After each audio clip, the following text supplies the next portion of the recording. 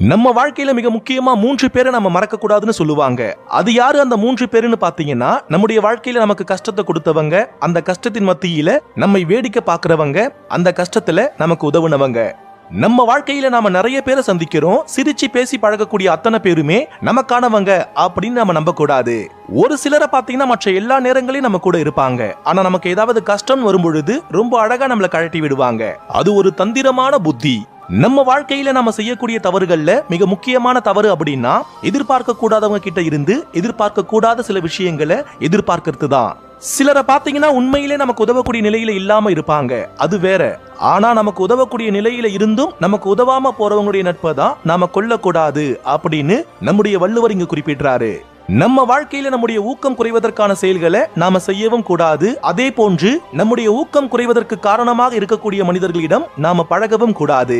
இரண்டையும் ஒப்பிட்டு பார்த்தால் இதில்